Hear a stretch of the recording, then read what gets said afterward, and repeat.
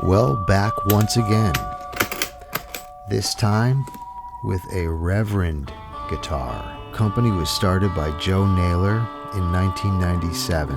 The original Reverend models had distinctive body shape, made from non-traditional materials inspired by the semi-hollow designs produced by Silvertone as well as the Gibson ES 335.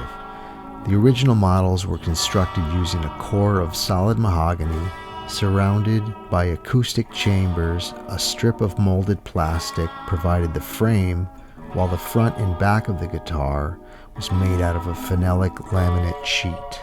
But in 2006, all Reverend guitars would be discontinued in favor of an import line constructed in Korea. These guitars, known initially as the Stage King series and now known as Reverend guitars, featured solid wood bodies in a variety of shapes. The new Reverend models have been highly regarded by players for their overall quality, affordable price, and distinctive appearance. However, in 2007, Naylor announced that guitars formerly made of mahogany in the future to be made of Carina, also known as African limbo wood. Naylor cited more consistent guitar weight and excellent resonance as the reason for the change.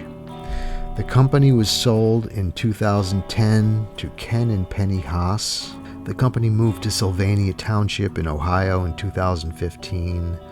I think the guitars are still produced in Korea and they're set up here in the United States. This guitar had a little bit of a shipping issue, and now I'm here to do a little bit of touch-up work. Let's see if we can make this issue disappear the best we can. Don't mind the air conditioner in the background. It's only 105 degrees outside. So on this little repair here, looks simple, but it's a little tricky, but simple at the same time. The way I see it, you can see a little line where the finish is lifted, creating a hard edge right here. And if I just try to fill this, get paint in there and get finish in there, you might still see this ledge where I might have to end up feathering it out so far to make up for that. I'm thinking that this little piece here, it's loose anyway. I did a little testing and see it moves. So, I could glue that down and hold it in place, but at the same time, I'm thinking I should cut this away and remove that little piece. So it'll make a nice little larger area to fill in, but I'll have a nice flat surface to work up to rather than this little dip and a hard edge right here.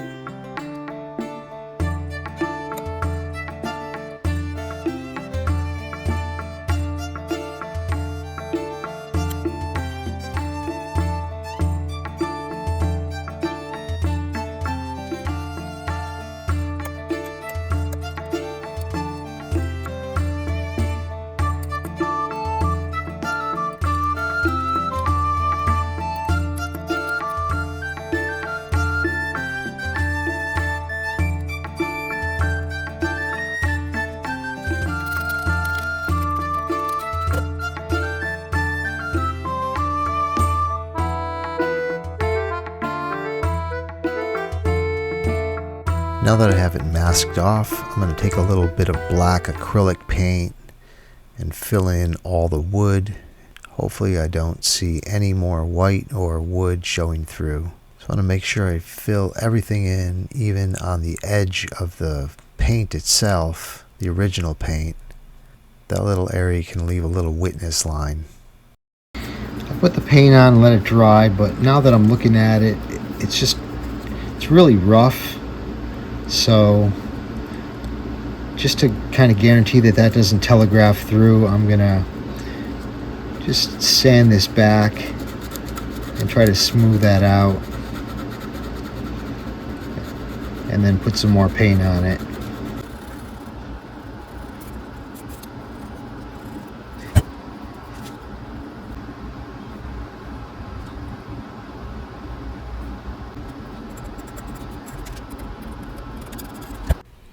Now, as you probably guessed it, the next step is to fill this in. I'm using a product called Fill and Finish from Glue Boost. And the great thing about this is it is a bit flexible, and if you use an accelerator with it, it does not turn white, and it stays crystal clear.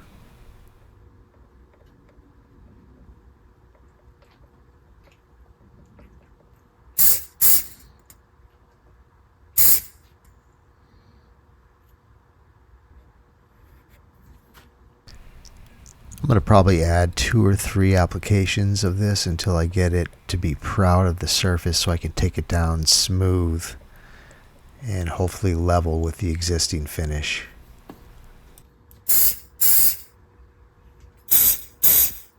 This is how quick it dries and cures. Pretty instantaneous.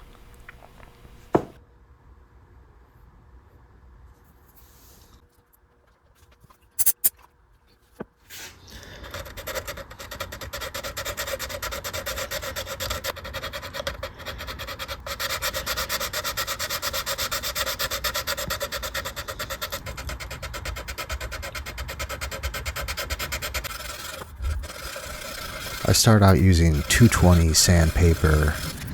Now I'm switching over to 320. I'm going to just keep going up in the grits until I get it up to about 1200. Still feeling a little bit. You can see this little bump right here. So I got a little ways to go.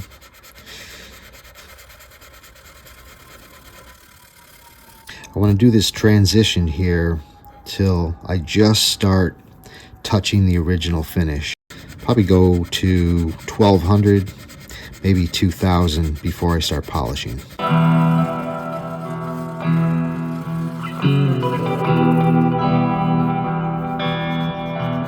Just feel it slightly.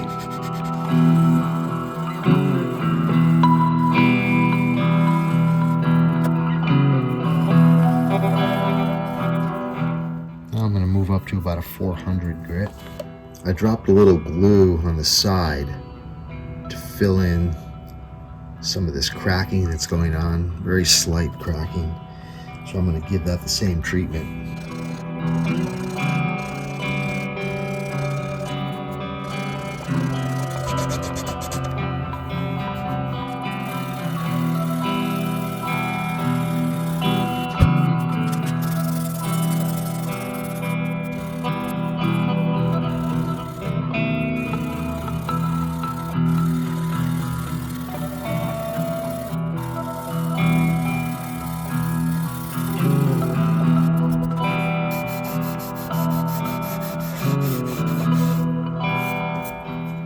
Now let's switch over to some wet sanding with finer grit, 600.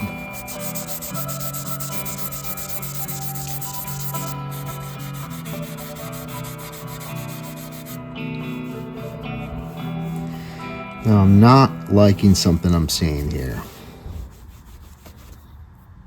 I'm not liking that. I'm not liking this little bit of light here, a little bit there, and then the way this transitions here. So what are you going to do about that? Well, I got to get some more black in there. Anything that I add is going to add in thickness. Okay, I think what I'm going to need to do is go back to sanding on a heavier grit, get a little bit more paint and a little bit more super glue on there, and give it another shot to try to cover that. It's the only way to really do it.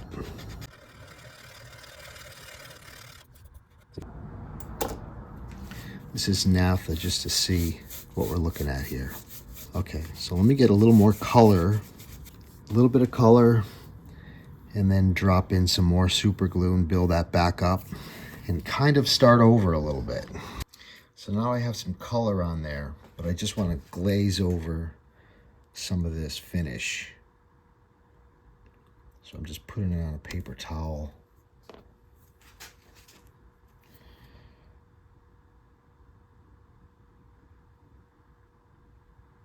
Just going to put it on ultra thin.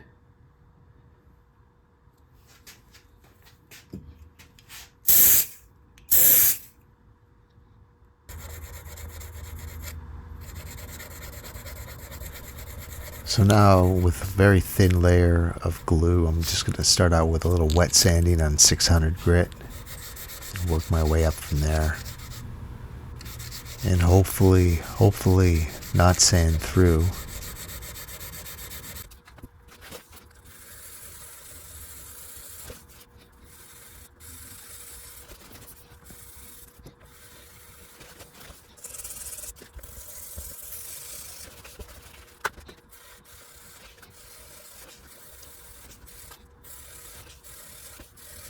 Okay, now polishing, I'm going to start out with a medium grit.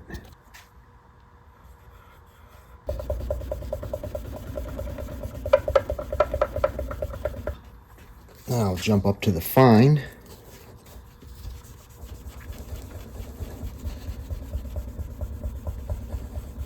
Now we got to really ultimately polish this.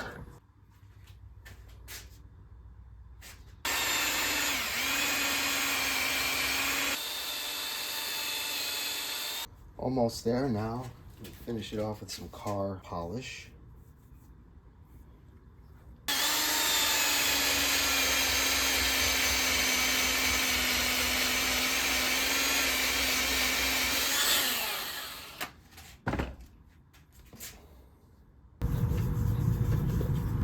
Now virtually you don't see anything.